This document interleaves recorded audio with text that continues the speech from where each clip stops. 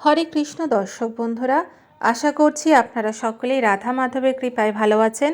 আজ আমরা শ্রীমদ্ ভগবদ্ গীতার ১০ম অধ্যায় বিভূতি যোগের ৩ নম্বর শ্লোকটি পাঠ করব। এর সাথে সাথে অনুবাদ এবং তাৎপর্য বিশ্লেষণ করব। আসুন তবে শুরু করা যাক। ইয়ো মম অজম অনাদিম চ বেত্তি লোকমহেশ্বরম অসমূঢ় সমর্থেষু সর্বপাপৈ প্রমুচ্যতে। অনুবাদ: যিনি আমাকে জন্মরহিত অনাদি এবং সমস্ত গ্রহলোকের মহেশ্বর বলে জানেন, তিনিই কেবল মনুষ্যকুলের মধ্যে মোহশূন্য হয়ে সমস্ত পাপ থেকে মুক্ত হন। তাৎপর্য: সপ্তম অধ্যায় বলা হয়েছে যে মনুষ্যানাম সহস্রেষু কশ্চিদিৎ যততি সিদ্ধায়। যারা আত্মজ্ঞান লাভের প্রয়াসী তারা সাধারণ ব্যক্তি নন। আত্মজ্ঞানবিহীন লক্ষ লক্ষ সাধারণ মানুষের থেকে তারা শ্রেষ্ঠ, কিন্তু যথার্থ আত্মতত্ত্ব জ্ঞান লাভের প্রয়াসী মানুষদের মধ্যে যিনি ভগবান শ্রীকৃষ্ণকে পরমেশ্বর ভগবান, সর্বলোকের মহেশ্বর ও অজ বলে উপলব্ধি করতে পারেন, তিনি অধ্যাত্ম মার্গের সর্বোচ্চ স্তরে অধিষ্ঠিত। সেই স্তরে ভগবান শ্রীকৃষ্ণের পরমত সম্পূর্ণরূপে উপলব্ধি করতে পারার ফলেই কেবল পাপময় কর্মের বন্ধন থেকে সম্পূর্ণরূপে মুক্ত হওয়া যায়। এখানে অজ শব্দটির দ্বারা ভগবানকে বর্ণনা করা হয়েছে, যার অর্থ জন্মরহিত। দ্বিতীয় অধ্যায়ে জীবকেও অজ বলে বর্ণনা করা হয়েছে, কিন্তু ভগবান জীব থেকে ভিন্ন।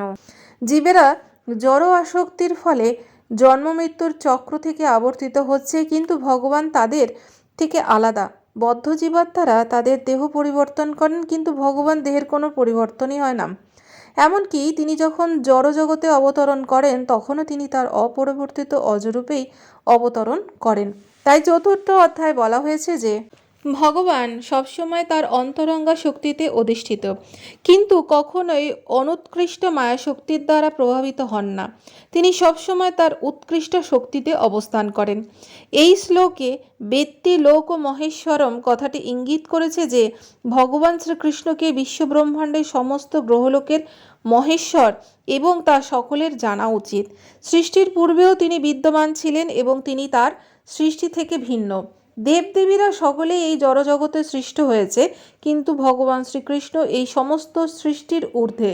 তিনি কখনোই সৃষ্টি হন না, তাই তিনি ব্রহ্মা, শিব আদি মহান দেবতাদের থেকেও ভিন্ন।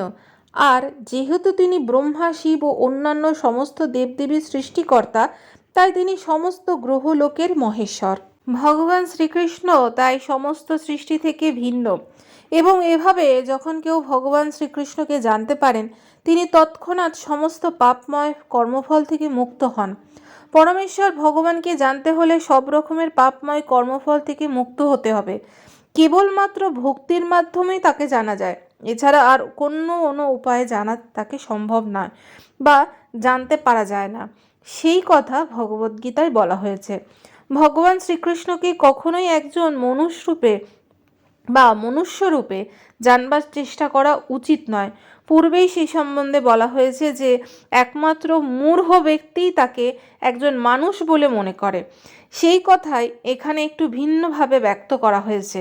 যে মানুষ মূর্খ নয়, যিনি ভগবানের স্বরূপ সম্বন্ধে অবগত হওয়ার জন্য বুদ্ধিমত্তা সম্পন্ন, তিনি সব রকমের পাপময় কর্মফল থেকে সর্বদা মুক্ত থাকেন।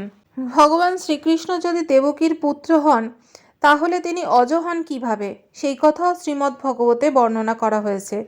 তিনি যখন দেবকী ও বসুদেবের সামনে আবির্ভূত হয়েছিলেন, তখন তিনি একজন সাধারণ মানুষের মতন জন্মগ্রহণ করেননি।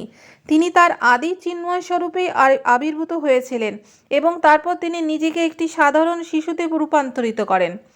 ভগবান শ্রীকৃষ্ণের নির্দেশ অনুসারে যা কিছু করা হয় তা অপ্রাকৃত, তা জড়জগতের অশুভ ও শুভ কোনো কর্মফলের দ্বারাই কুলসিত হয় না।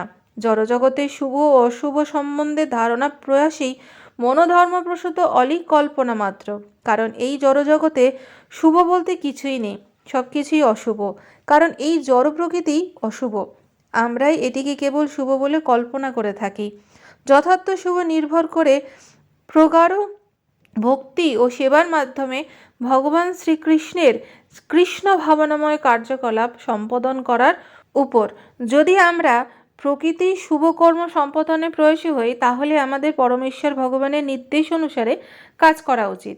এই ধরনের নির্দেশ শ্রীমদ্ ভগবতে, ভগবদ্গীতা আদি শাস্ত্রগ্রন্থে প্রদান করা হয়েছে, অথবা সদ্গুরুর কাছ থেকে তা লাভ করা যেতে পারে।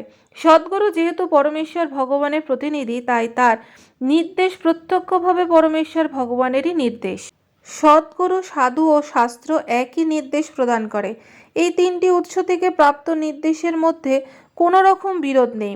এই ধরনের নির্দেশের অধীন সাধিত সমস্ত কর্মই জড়জগতের সব রকমের শুভ ও অশুভ কর্মের ফল থেকে মুক্ত থাকে। কর্মকালে ভক্তের অপ্রাকৃত মনোভাবই হচ্ছে যথার্থ বৈরাগ্য, এবং তাকেই বলা হয় সন্ন্যাস। ভগবদ্গীতার 6ষ্ঠ অধ্যায় 1ম শ্লোকে যেমন বলা হয়েছে, ভগবানের নির্দেশ পালন করার নিমিত্তই কেবল যিনি কর্তব্যবোধে কর্ম করেন এবং যিনি তার কর্মের ফল লাভ করতে চান না, তিনিই যথার্থ সন্ন্যাসী। ভগবানের নির্দেশ অনুসারে যিনি কর্ম সম্পাদন করেন, তিনিই যথার্থ সন্ন্যাসী ও যোগী। কেবল সন্ন্যাসী বা ভণ্ডযোগীর বেশ পরিহিত মানুষেরা নয়। তাহলে দর্শক বন্ধুরা, এই ছিল আমাদের শ্রীমদ্ ভগবদ্গীতার 10ম অধ্যায় বিবিধ যোগের 3 নম্বর শ্লোকে তাৎপর্য। আগামী পর্বে আপনাদের সাথে আবার দেখা হবে পরবর্তী শ্লোক নিয়ে। আপনারা ভালো থাকুন, সুস্থ থাকুন। রাধে রাধে।